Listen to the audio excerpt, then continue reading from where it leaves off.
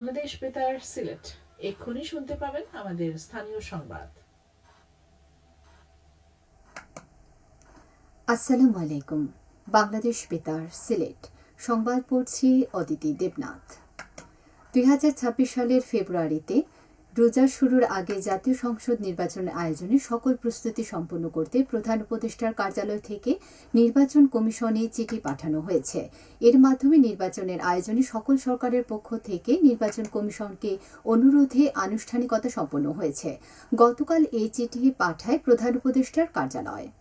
প্রধান উপদেষ্টা তার ভাষণে সকল প্রস্তুতি ও প্রাতিষ্ঠানিক আয়োজন শুরুর কথা বলেছেন।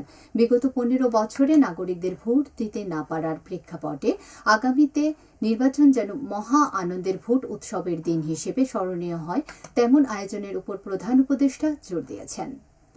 নির্বাচনের আয়োজনে যথোপযুক্ত প্রযুক্তি ব্যবহারের গুরুত্ব আরোপের পাশাপাশি একটি প্রত্যাশিত সুষ্ঠু, অবাধ, শান্তিপূর্ণ, উৎসবমুখর নির্বাচনের আয়োজনে সরকারের সর্বাত্মক সহযোগিতার কথা নির্বাচন কমিশনকে জানানো হয়। যথাযোগ্য মর্যাদায় সারা দেশের মতো সিলেটেও গতকাল পালিত হয়েছে বিশ্বকবি রবীন্দ্রনাথ ঠাকুরের 84তম মৃত্যুবার্ষিকী। 1348 বঙ্গাব্দে 22 শ্রাবণ কলকাতার জোড়াসাঁকোর পৈতৃক বাড়িতে তার জীবন অবসান হয়েছিল। বাঙালির প্রাণের এই কবি নশ্বর পৃথিবী ছেড়ে চলে গেলেও তার অসামান্য রচনা ও কাজের মধ্য দিয়ে আজও বেঁচে আছেন। আমাদের জাতীয় সঙ্গীতের রচয়িতা রবীন্দ্রনাথ ঠাকুর লেখালেখি শুরু করেছিলেন মাত্র 8 বছর বয়সে। তার সৃজন প্রতিভা বাংলা কাব্য, উপন্যাস, ছোট গল্প, প্রবন্ধ, নাটক, ভ্রমণ, চিঠিপত্র, শিশু সাহিত্য সহ বাংলা সাহিত্যকে উজ্জ্বলতা দান করেছে। গীত রচনা ও সুরস্রষ্টা হিসেবে তিনি নিজেই নিজের তুলনা। চিত্রকলা নতুন মাত্রা লাভ করেছে তার প্রতিভায়। 1913 সালে গীতাঞ্জলি কাব্যগ্রন্থের জন্য সাহিত্যের প্রথম বাঙালি এবং এশীয় হিসেবে রবীন্দ্রনাথ ঠাকুরের নোবেল পুরস্কার বাংলা সাহিত্যকে বিশ্ব সাহিত্যের দরবারে মর্যাদার আসনে প্রতিষ্ঠিত করে। সব মিলিয়ে রবীন্দ্রনাথ ঠাকুর শ্রদ্ধা ও ভালোবাসায় বাঙালির হৃদয়ে অম্লান হয়ে আছেন। এই উপলক্ষে মৌলভীবাজার জেলা শিল্পকলা একাডেমিতে অনুষ্ঠিত হয় আলোচনা সভা। এতে প্রধান অতিথি ছিলেন জেলা প্রশাসক মোহাম্মদ ইসরাইল হোসেন। জেলা শিশু একাডেমি মিলনায়তনে আলোচনা সভা, রবীন্দ্রসঙ্গীত, নৃত্য, কবিতা আবৃত্তি ও চিত্রাঙ্কন প্রতিযোগিতার আয়োজন করা হয়।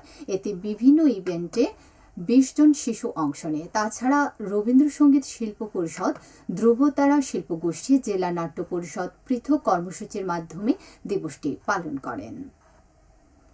ঐতিহাসিক হিরোশিমা দিবস গতকাল সারা দেশের মতো সিলেটেও পালিত হয়েছে মানব ইতিহাসের এই কলঙ্কজনক দিনটি। দ্বিতীয় বিশ্বযুদ্ধ চলাকালে 1945 সালের এই দিনে জাপানের হিরোশিমা শহরে ইতিহাসের প্রথম ভয়াবহ পারমাণবিক বোমা নিক্ষেপ করে যুক্তরাষ্ট্র। এতে বিপুল সংখ্যক শহরবাসী তাৎক্ষণিক মৃত্যুবরণ করেন। পরবর্তীতে পারমাণবিক তেজস্ক্রিয় আরও অগণিত মানুষের প্রাণহানি ঘটে। এই ঘটনায় 3 দিন পর বোমা হামলা হয় জাপানের আরেক শহর নাগাসাকিতে। সেখানে মৃত্যু হয় হাজার হাজার বেসামরিক মানুষের। যুদ্ধের ইতিহাসে এটাই ছিল প্রথম পারমাণবিক বোমার ব্যবহার।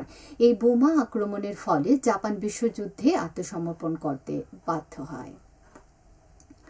সিলেট নগরীর বর্জ্য ব্যবস্থাপনা আধুনিকায়ন এবং টেকসই নগর উন্নয়নের লক্ষ্যে লন্ডন ভিত্তিক বেসরকারি সংস্থা ইকো সলিউশন সিলেট সিটি কর্পোরেশনের সঙ্গে যৌথভাবে কাজ শুরু করতে যাচ্ছে। এর লক্ষ্যে গতকাল সিলেট সিটি কর্পোরেশন ভবনে এক অনুষ্ঠানে দুই পক্ষের মধ্যে আনুষ্ঠানিকভাবে একটি চুক্তি স্বাক্ষরিত হয়।